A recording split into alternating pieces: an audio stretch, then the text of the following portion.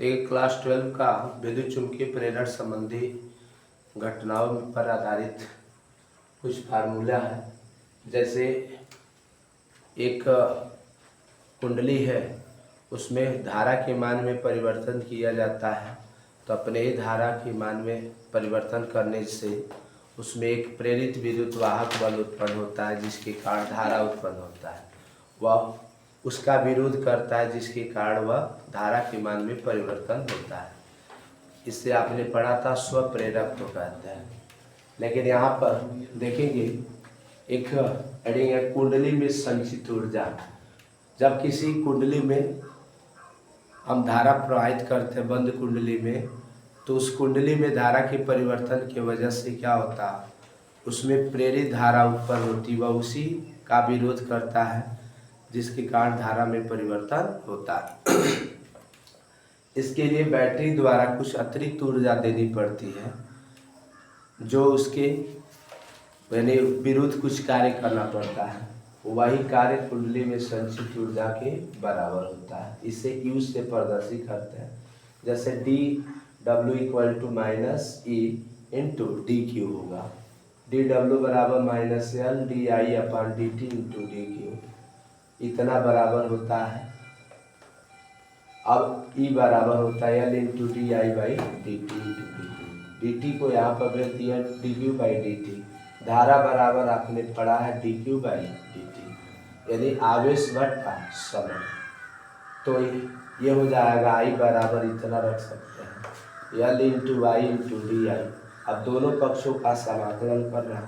धारा का मान 0 से I नॉट बदल रहा है, तो यहाँ पर dW का इंटीग्रेशन जो होगा W, जैसे 1 इंटू अगर dx रहता तो x लिखते हैं, यहाँ पे dW हो तो इसका इंटीग्रेशन W लिखेंगे माइनस I का इंटीग्रेशन I पर माइनस 1 प्लस 1 होगा और 1 प्लस 1, 0 से लेकर अपर लिमिट I नॉट बदलेंगे, तो यह I स्क्वायर बाई 2 होगा। अब वैल्यू पुट करेंगे, पहले upper limit minus lower limit, तो minus L into I naught by लिखा जा सकता है। तो अतः कृत जो कार्य है स्थिति ऊर्जा के रूप में संचित हो जाती है। अतः U बराबर W, अतः किया गया कार्य जो होता है स्थिति ऊर्जा के रूप में संचित हो जाएगी।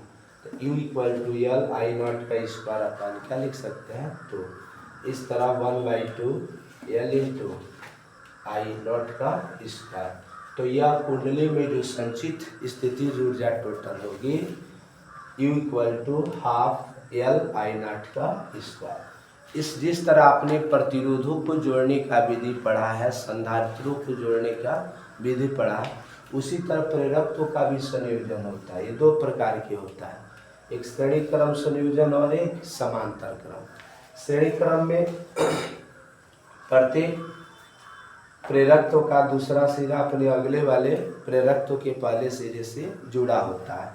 इसमें प्रेरित जो धारा की मान होता है वह एक समान होता, बदलता नहीं है।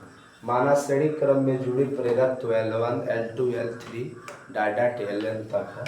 यदि संयुक्त प्रेरकत्व L है तो फाई इक्वल टू इसमें क्या बदलेगा, उत्पन्न होने वाला जो फ्लक्स होगा इस पर दूसरा होगा, इस पर दूसरा होगा, इस पर दूसरा होगा, यानी phi equal to phi one plus phi two plus फाई3 डायरेक्ट। फाई इक्वल टू आपने पढ़ा L इंटू आई, उधर हो जाएगा L1 आई प्लस L2 आई। इसमें धारा का मान एक समान होगा, I कॉमन है तो I से I कैंसिल हो जाएगा, L equal to L1 plus L2 plus L3 direct. अतः लिख सकते हैं श्रेणी क्रम में जुड़े अलग अलग प्रेरकत्वों का योगफल उसके संयुक्त प्रेरकत्व के मान के बराबर होता है। उसी तरह समांतर क्रम संयोजन में आप देखोगे, इसमें क्या होता है, प्रत्येक प्रेरकत्व का पहला पॉइंट, पहला टर्मिनल किसी एक बिंदु से, दूसरा सिरा किसी दूसरे बिंदु से जब जुड़ा हो तो उसको समांतर क्रम संयोजन कहते हैं।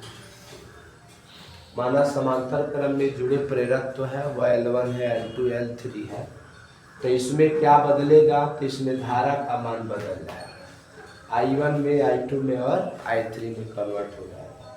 अगर दोनों पक्षों में डेल्टा T से भाग दे दे तो डेल्टा आई बटा T delta I one by T plus delta I two बटा T plus delta I three बटा टी। चूँकि आपने पढ़ा ई बराबर minus L into del I by T, तो ये इधर आएगा E by L equal to delta I by delta T लिख सकते हैं।